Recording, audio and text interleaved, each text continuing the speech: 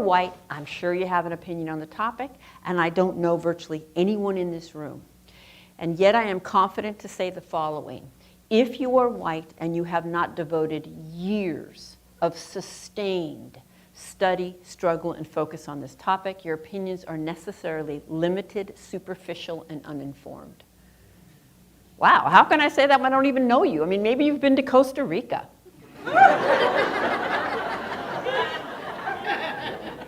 Maybe you have multiracial nieces and nephews. Maybe you were in Teach for America. I can say it because nothing in dominant culture gives us the information we would need to have an informed opinion on arguably the most complex, nuanced social dilemma for the last several hundred years. For example, you can get through graduate school in this country without ever discussing racism, can you not? You can get through teacher education in this country without ever discussing racism. And if you're in a progressive teacher education program, you'll have one required course, multicultural of some sort. But that doesn't mean you'll be discussing racism. You might just be talking about how to introduce ethnic authors in February. Okay? You can get through law school. You can be seen as qualified to lead anything virtually. Right? So the first challenge for those of us who are white is humility. When they say remaining silent in a situation of injustice, it's a complacent injustice itself, it's true. Remember, in the past, we didn't explore much about racism, and we had people who came out, I mean the early scholars, people who came up with what is called the critical race theory. Critical race theory, we have the early scholars, people like Crenshaw, we have people like Kimberly, we have people like Richard DeGaldo, we have people like Bell. These are the earliest scholars who saw to it that no, racism is not just right when we look at it as a person, black or white. There is so much. There's something called intersectionality. Looking racism beyond just color, that is looking racism in religion, looking racism in law, looking racism in different types of aspects. And that is what is called the critical race theory. This is a social movement. I can say also it is a social movement, because why am I saying it's a social movement? Social movement because we have a group of people who always oppose the critical race theory. And even the professors who came up with this critical race theory, they saw to it that a black person was not being represented in the right way that he was supposed to be represented. So as in even today we are seeing this professor, and she's going to say a lot of things that probably white people will feel like they are being confronted for saying this, and that is what we call the white fragility. The white fragility is in the sense that when we try to talk about these intersectionalities, talk about law, talk about job sectors, talk about the hospital, how are black people treated in these places. So when you look at these intersectionalities, we are going to find that when we talk about this situation, people from the white community will think that they are always being confronted. And it is true. This is going to be proven through the speech of this white scholar. So let's watch this video and then come back, have a talk about it, because I feel like this is a topic that is so interesting that we need to talk about. Until then, let's watch the video and then come back, say something. You know how we usually do, right? If you're watching this video for the first time, consider subscribing to the channel, join my membership, and get to know what I can offer you. Here, I am reinforcing the centrality of whiteness. I want to name that. And trust me, I've gone home many a night and tossed and turned over that. Where I always land is that it is a both and, right? To not use this position in this way, for me, is to really be white. And I'd like to be a little less white, right? And a little less white, by the way, does not mean a little more Italian American, okay? It means a little less oppressive, quite frankly, a little less oblivious and arrogant and ignorant and certain, and a little more humble and curious and vulnerable, right? The last thing that I want to acknowledge is that nothing in society gives any of us good information about how this works, and so hopefully again, as an insider, I can offer something to people of color. I do think people of color know about white fragility way more than I ever will. But again, I do have an insider's perspective. So let me say a little bit about some of the challenges of trying to educate white people on racism. And a great example is I was recently going to give a similar talk to a large tech company, and before they would sign the contract, the legal department wanted to see my slides. And when they got to this slide, they actually asked me if I could take the word white off the slide. To which I replied, "You really should have vetted me before you called." No, I won't. All right. First of all, I've never met a white person who doesn't have an opinion on racism. Have you? If you are not sure all white people have an opinion on racism, just bring it up the next time you're around a bunch of white people. Maybe tonight when you have a drink in Noe Valley. Okay. I don't think you can grow up in this society or spend any significant time here or any other Western-oriented white settler colonial context and not develop an opinion on racism. That doesn't make it informed. So I'm going to say perhaps my first controversial thing. If you are white, I'm sure you have an opinion on the topic, and I don't know virtually anyone in this room. And yet I am confident to say the following. If you are white and you have not devoted years of sustained study, struggle, and focus on this topic, your opinions are necessarily limited, superficial, and uninformed. Wow, how can I say that when I don't even know you? I mean, maybe you've been to Costa Rica.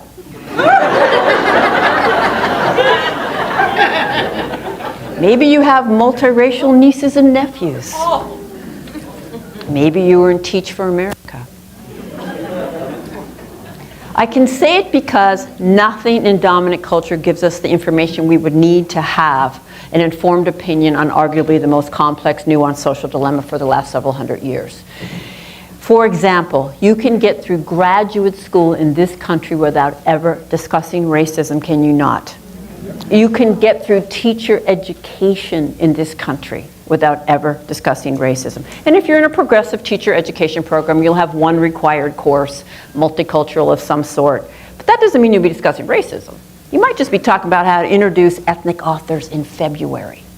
Okay? You can get through law school. You can be seen as qualified to lead anything, virtually. Right? So the first challenge for those of us who are white is humility. I want you to know that I'm not standing in front of the choir right now.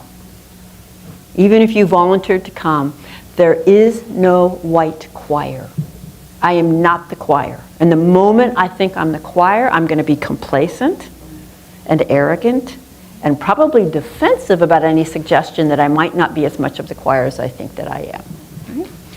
Second challenge is that if I do a good job, this won't be comfortable, particularly for the white people in the room, for the whole time. The status quo is racism, and as a white person, that's comfortable for me virtually 24/7. So I'm not here to uphold that. I want to unsettle that, because we will not get where we need to go from a place of white comfort. The key is what we do with those moments of discomfort if I manage to stimulate them. We can certainly use them as a way out. We can also ideally use them as a relatively rare way in. Why does this unsettle me? What would it mean if it were true? And there are two places where white people begin to get uncomfortable when I give a talk, whether you can consciously articulate it to yourself or not. The first place is how often I'm going to say the word white. So prepare yourself, about 100 times. And we're not used to being seen racially. Right? We're not used to having people proceed as if our race has meaning. And the second place where we can begin to get uncomfortable is that I am going to challenge the very precious ideology of individualism. And I'm going to do it by generalizing about white people all night long. And you're going to be just fine. Okay? It is a very precious ideology. In general, I'm talking about the white collective, we don't like to be generalized about. And so, just so you know, if I thought it was racist to generalize about white people, I wouldn't do it, so you don't have to send that email. You can actually ask yourself, well, might I be missing something if I don't understand it? Right? Rather than she must be doing that wrong. Okay? Yes, we are individuals. Of course, and I couldn't possibly hold every person's story in this room even if I wanted to. We are also members of a social group. By virtue of our membership in this social group, we could literally predict whether you and your mother were going to survive your birth. regardless of your age. We can predict how long you're going to live because you're a member of this social group. There's a collective experience to being white. There are shared messages. We are all swimming in the same water, right? And just like gender, the way you respond to gender socialization, your challenges to gender socialization, you may have them, there's variations, but nobody can avoid dealing with gender socialization and responding to it. It is the same with racial socialization, right? So every moment that you want to exempt yourself, try this. All right, she's saying most white people X. I was a Y. Okay, good for you. Okay, you were Y. Most are X. How did Y set you up into the racial hierarchy you live in, swim in, grew up in, breathe in, right? It set you up differently than X set me up, but we both got set up. It's on you to use everything you see as unique about yourself and figure out how it set you up rather than exempted you. And finally, we don't tend to understand the systemic nature of racism. So let's just start there, and I'm going to do this the way that I always do this to explain the difference between personal prejudice that everybody has and systemic racism. So prejudice, prejudgment, everyone has it. There is no human objectivity. We get it from everywhere across our lifespans. Most of it is not conscious. I would highly suggest, and I think it's being sold out there, Dr. Jennifer Eberhard's new book, Biased, where she pulls together all the research, and the research is clear. All of us have prejudice. I'll use the term bias, and most of it is implicit or unconscious. Okay? And therefore, all of us act on it. The way you see the world drives the way you respond to the world. Right? So everybody has it, everybody does it. But when you back one group's collective racial bias with legal authority and institutional control, it is transformed into a far-reaching system that becomes the default. It becomes automatic. It's not dependent on your friendliness or your good intentions, right? So it gets embedded in all the institutions and also in cultural definitions of what's even normal, right? What is professionalism? What is intelligence? Whose stories are told? By whom? Whose stories are not told, right? And I'm going to use an example from one form of oppression to launch us into the form we're here to talk about tonight. So we're here to talk about racism. I'm very clear you can't really separate these out. But for our purposes, we're going to take a focused look on racism. But I'm going to draw from an example from the form called sexism. And relax, I'm going to use dominant language because I'm going to use this the way our textbooks teach us, right? So hang in there. Women got the right to vote in this country in 1920. There was only one possible way that women could get the right to vote, and that was for men to give it to us. Women couldn't vote on the right to vote. They couldn't even speak in many public forums to advocate for their right to vote. Could a woman be prejudiced against a man and mean to him in a one-on-one interaction? Of course. Could women as a group literally deny every single man in the society his civil rights? No. Could men deny every woman in the society her civil rights? Yes. And that is a significant difference that must be acknowledged in language, right? Right. So think about today. In 2019, I'm going to offer you a question. Today, if men as a group wanted to take away our right to vote, could they? Now that's a little easier to see today than it was about 10 years ago when I first started asking this question. But I have been asking this question for many years because this is the best example of the difference between individual prejudice and institutional power, when yours is backed. And most people, when I offer that question, there's confusion, they're not so clear. Some people are sure that they could, some are not, which is also part of how oppression works. So let me just show you some basic statistics from 2019. The Fortune 500 CEOs are 98% male. The 10 richest Americans are all men. 7 of them are the richest people in the world. I think economic power is probably the ultimate form. The presidency and the vice presidency has always been 100% male. The Senate, keep in mind we're celebrating the most diverse Senate Congress we've ever had. 75% male. House of Representatives, 70% male. The current cabinet, 84% male. U.S. mayors, 80% male. U.S. governors, 84% male. Federal judges, 87% male. Police officers, 85% male. So I'll just ask you again, if they wanted to. I'm not saying they would. My point is, by definition, institutional power is deeply embedded in the fabric of society. It's embedded across history. These are not flexible systems.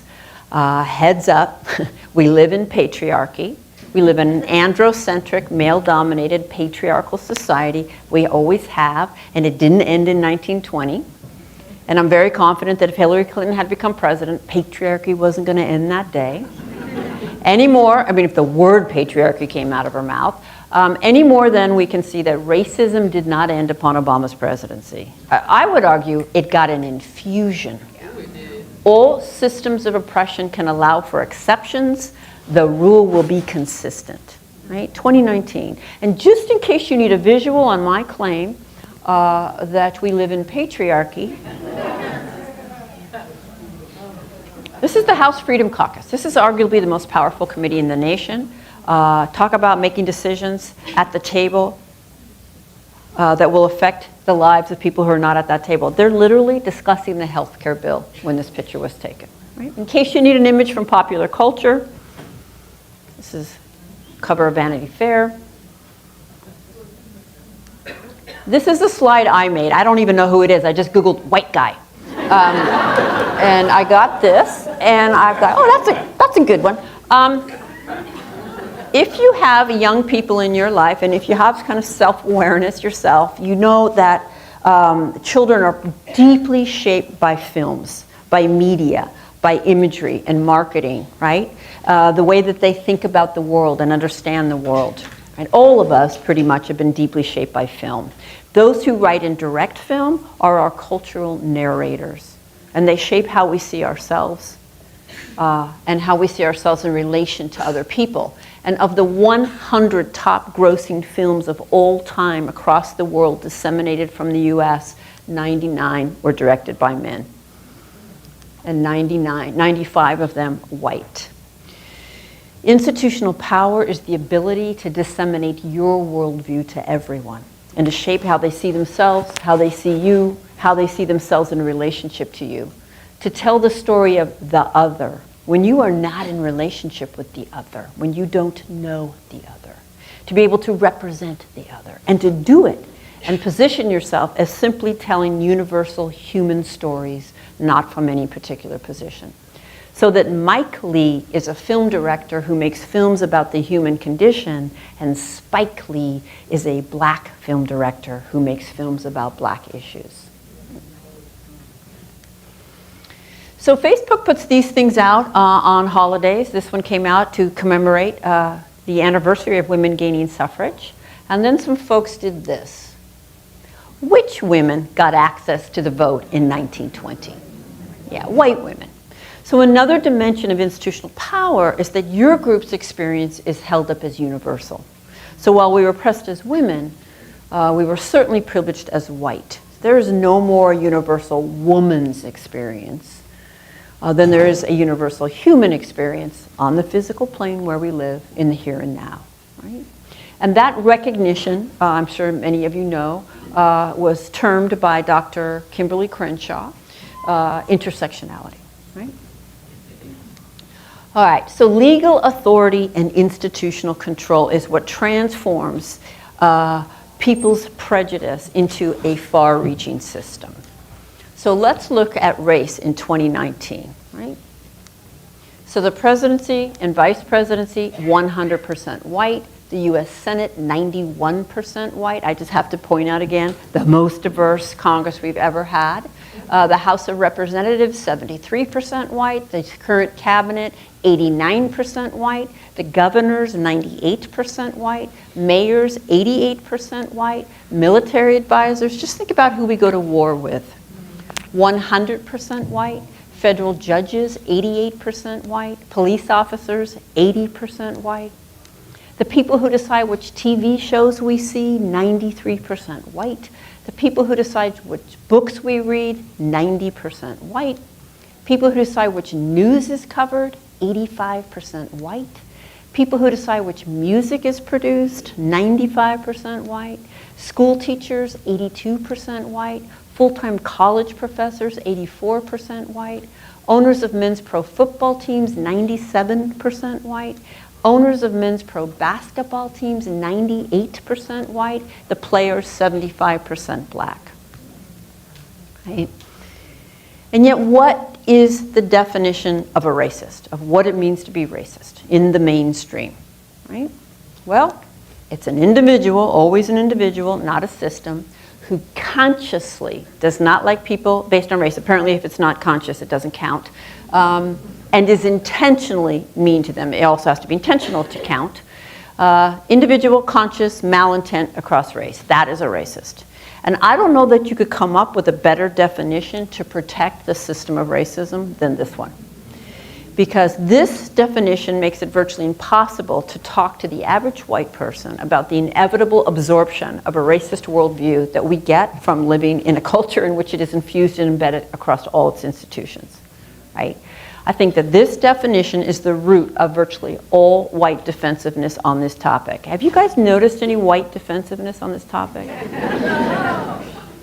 Because if that's my definition of a racist, and you've just suggested I've said or done something racist, much less that I benefit from racist just by being white, what I'm going to hear is you just question my very moral character. And now I need to defend my moral character, right? And I will, right? So racism is a system, not an event. It certainly occurs in specific moments that we can identify, but of course it's 365, 24/7. It's the system we're in. And part of being raised as a white person in this society has been to be raised to be what I think of as functionally illiterate on this topic. I had opinions, I spouted them freely, I cringe today when I think about that. And part of gaining literacy, and of course that is a lifelong process I will not be finished with, part of gaining literacy has been to understand the kind of collective dimensions of racism, but also how different groups of color get set up differently. So what's in my head about indigenous peoples is different than what's in my head about Asian heritage people, and that's different than what's in there about African heritage people. I have different levels of comfort and anxiety and interest, etc. And therefore those groups have different experiences. Okay? And it's very important that we break that down and that we learn those histories and those struggles and those stereotypes and those experiences. So I want to be really clear. All peoples who are not perceived or defined as white experience racism. And they experience it in shared ways, and they experience it in ways that are different depending on their group and its position to whiteness. Having said that, after 20 years of doing this work, I feel very clear about the following. There is something profoundly anti-black in this culture. And in the white mind, black people are the ultimate racial other. We have the most energy about black people. We have the most resentment and anxiety about black people. And when I have a very short period of time with white people, and I want you to get in touch with your early messages, I ask you to think about black people, right? And anti-blackness, there are poles, right? White is here and black is here. And I don't have time to get into it, but there is no white without black. There's a deep need for white, the white collective. There is no superiority without inferiority, right?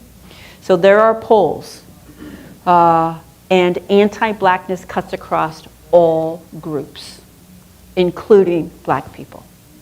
The darker you are, the more compounded the oppression. And while I'm here to challenge white people in our complacency, there's a very sensitive couple questions I think peoples of color have to ask themselves. One, what does anti-blackness look like in our group? And who have I aligned with? Right? So having mentioned history, anti-blackness, it's a system, I want to just give you one glance at the trajectory of anti-blackness since the beginning of this country to the current time to illustrate those points. And this slide will be deliberately dense, and we can think about it as state-sanctioned organized crime, quite frankly, against African Americans. And it begins with kidnapping and 300 plus years of enslavement, torture, rape, and brutality, and it carries on. About 1/4 of the way in here, bans on testifying against whites, and you are in my lifetime. 1/4 of the way in that slide, you are in my lifetime where it was technically legal to murder black people in this country. I would love to never again hear another white person say I didn't own slaves, as if that ended on that day. And about halfway in at employment discrimination, you are now in 2019 with copious empirical evidence. And if you don't know some of these things, that's on you to educate yourself. But I'm going to pick it up in 2019, and let me repeat, copious empirical evidence. Employment discrimination, educational discrimination, bias laws and policing, white flight, subprime mortgages, mass incarceration, school-to-prison pipeline, disproportionate special education referrals and punishments, testing, tracking, school funding, biased media, voter suppression, cultural mockery, historical omissions, unaddressed trauma, to name a few. It's a system. It's the system we're in, and none of us could be and none of us were exempt from its forces. And this system is not interrupted by friendliness. The system is not interrupted because I smile at black people when I pass them by or go to lunch on occasion. And African Americans are not and have never been in the position to do this to the entire white collective, and the white collective has always been and continues to be in the position to do this to African Americans. There is no such thing as reverse racism. Okay?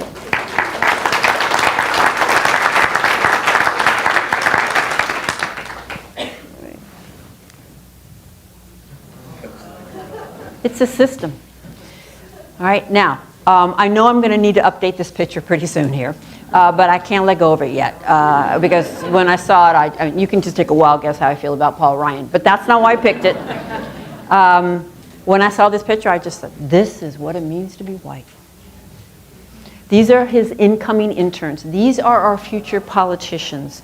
These are the people who will sit at the tables making decisions about the lives of those who are not at the table and who they have not been taught are valuable to know or consider or understand.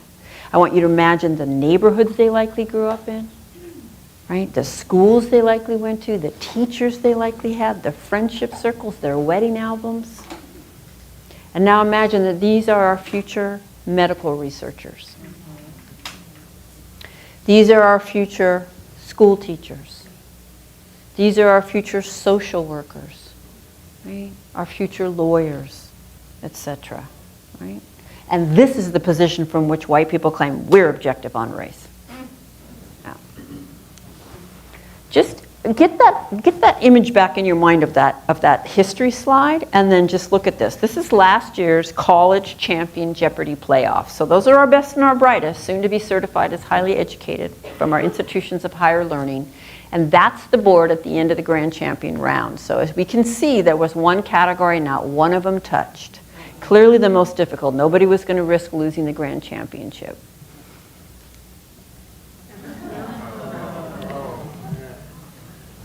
You know, it's just one picture. I think it speaks volumes. And I don't feel that I can do justice to what it means that we don't know our history. That we could ever separate it out and see it as their history, not the history of this country. Because when we don't know our history and we cannot trace it into the present, we are left with deeply problematic explanations for current conditions, victim-blaming explanations. So I want to walk you through some questions. I'm going to ask you, you can close your eyes, you can look down at the ground. I just want to, in your mind, I want you to notice what images and what narratives come up for you. Right? And I would like you to answer these questions from your childhood self, your younger self, not your sophisticated adult self. maybe 10, 11, 12.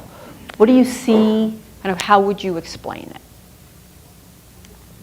So how racially diverse was your neighborhood growing up?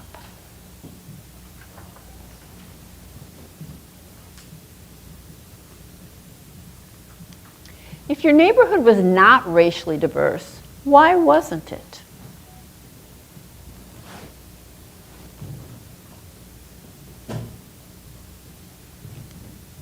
Where did people of different races than you live?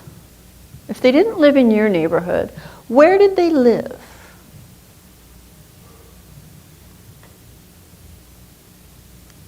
And what was it like where people of different races than yourself lived?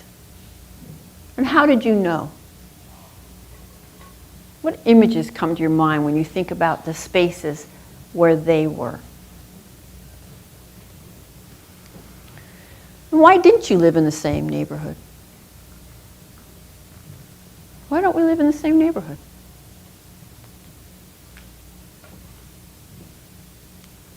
Were you encouraged to visit the neighborhoods where people that were of a different race than you lived and get to know the people there, build relationships with them?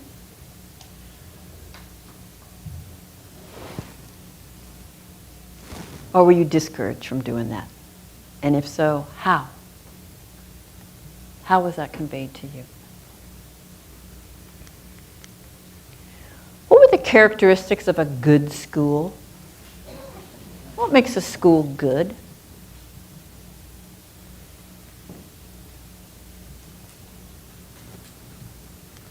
What are the characteristics of a bad school? What makes a school bad? What's it like at a bad school? What images do you get?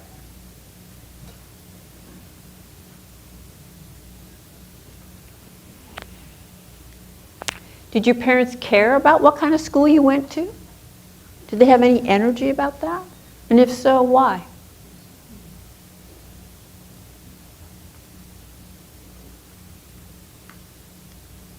Were the honors or advanced placement classes and the lower track classes equally racially integrated? And if not, why not?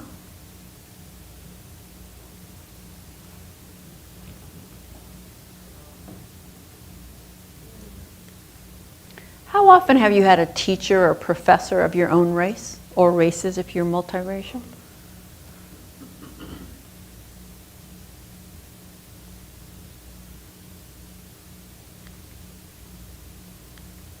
How often have you been to a wedding that was either all or virtually all white? If we opened your wedding album, if you're married, what would we notice?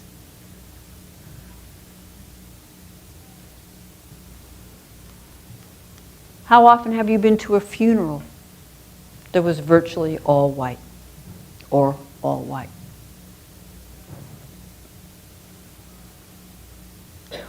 And what are some of the ways in which your race has shaped your life?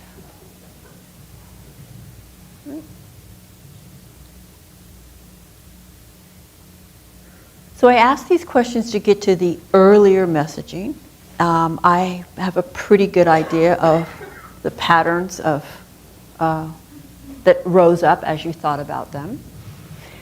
And yet when you put all this together, right, our socialization into deep racist bias, our definition of a racist as a mean, bad person, you get some rather superficial white narratives.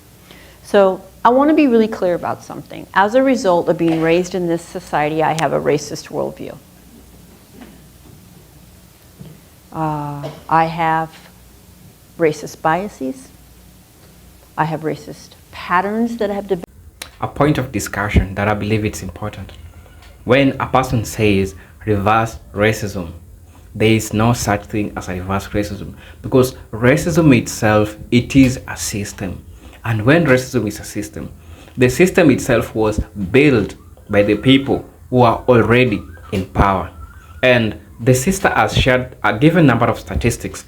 You can see almost every sector that we are having, every sector that people are being kept, we are having the palm color people. The palm color people have been put in these sectors and they have occupied these sectors. And this shows you how this is the structure. Number two, Look at the earliest churches. We have seen people coming out saying that black folks were never allowed to enter into these churches. Now, that's something which happened in the past, you know. That's what I'm saying. The intersectionality that we're looking through racism is through a lot of things. We're not just looking at racism in a confined way, that you're black, that you're white. How is this affecting people? You know, that's what that's to say. So this answers the question, all races, something that she said about reverse racism. And I'll support her by saying, indeed, there is no such thing as reverse racism, because racism itself, it's a system. It's something which was put there, and there is no way I've seen a black person trying to reverse this system. They haven't reversed the system, right? You agree with me? Because so that will tell you that there is nothing like reverse racism, because critical race theory itself debunks the fact that there is nothing like reverse racism. And for the longest time, I usually say that, for example, if you're a white person, I know sometimes these things don't happen to you, but you are committing injustice. Why are you committing injustice? Because you're silent. You're committing injustice because you're not speaking out for your brothers and sisters. You are not speaking out for the things which are happening. And now when those people are up there making some decisions, these things are also going to affect you, whether you are white or black. Even if you're going to the supermarket to buy something, the price of something, there is no price for black people, there is no price for white people. So in as much as we are seeing these economic problems coming out, the economic problems does not only affect people from the black community.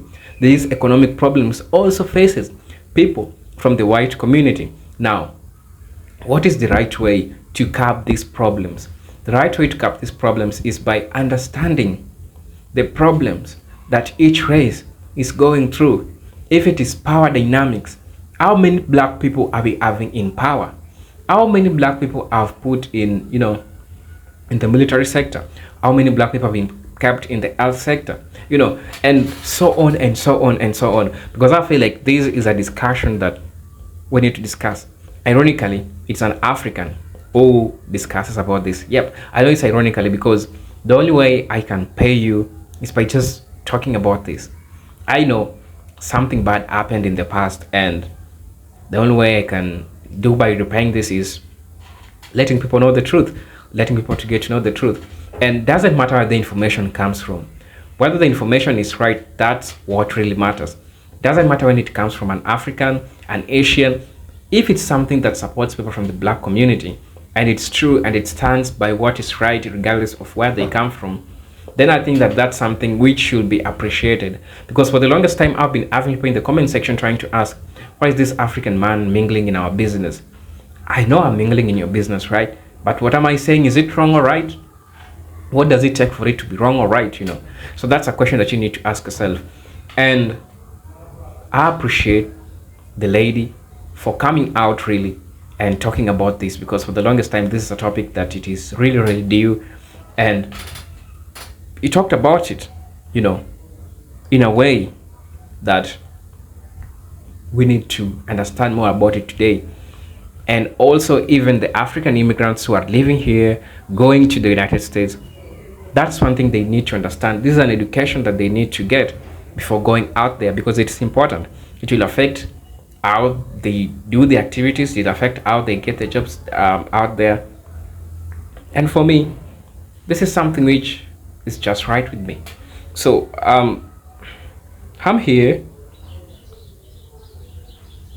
talking about what other people also said about this. So somebody said, I'm a sociologist, a social scientist, so I am qualified to stereotype you according to your group. We have millions examples of white fragility. You disagree. You fail to admit your racism. That only proves that you are racist. Now we have millions and one example. So I think the sister is she's receiving criticism from other people. And let's get to hear also the criticism that people also said about this. Imagine showing the lady photos from a loved one's funeral and you're trying to keep your compassion and not burst into tears. She just goes, yep, exactly as I thought, mostly white people. Okay. There's something I need to get right. Something that I need to get right is this. Sometimes racism never ended. Racism is happening until today. This is a discussion that is way even much than me, but all I can do is just try. So listen, this person is saying that their forefathers, if that's what I understand, their forefathers are the ones who did these things, right? So if their forefathers are the ones who did these things, but we have this system, racism is not an event. Racism is a system. And the lady has just said, this is written by J. Haulani Kawanui. I don't think this sounds like a Japanese person. It is not an event. If it's an event, really, we could have said that this is something that happened in the past. Our forefathers did this, and it's an end. It is a system which still lives by the people of the United States. That's why we say it is called systemic racism, because it's something which is still happening till date. So you get to understand the problem. So if a person pulls out pictures in the past, what people were people were doing to the black folks, you'll try to understand that we have two periods of these things when these things happen. In the past, it's different from now. But even still, black people, their problems haven't ended. Their problems are still there. Now, when the problems are still there, how are we going to address this? We are going to address this through the critical race theory, and this is mentally what the sister was trying to explain. For me, that is my understanding of what I think was going on in this discussion. So feel free to tell me what you think. Do you agree with the sister? Because I can see from the comment section, some people might not really agree with what she's saying. But for me, I agree with what she's saying, because she has provided proofs. She has provided how things are being run out there. She has shown, and people can really see this. I hope that you get to learn from this video. I also learned while I was watching the video, and I liked the way the lady was compassionate, how she presented what she was saying, and it was clearly, and she also made the audience try to understand. You could see the audience were so quiet. The audience was so, was so surprised that, okay, we're now talking about this, because this is something that we need to talk about. Because palm color people, they feel like, no, that's not my problem, that's a black problem. That's a black problem. Tomorrow you want to marry a black person, it will become your problem. So just look at the bigger picture, right? That's what they say. Look at the bigger picture. The bigger picture is, it's not only just about you. It's about moving forward as a community, moving forward as people, moving forward, getting to understand the differences, getting to understand the problems that people go through today, getting to understand how to navigate challenges. The challenges that are happening in the past are still happening today, maybe even far much worse than ever before. So I hope that this video finds you well wherever you are today. This is Eugene Talk Stories. If you're watching this video for the first time again, you can consider subscribing to my channel, join my membership, and get to see what I can offer you. Until then, guys, peace, love, and harmony. Salute.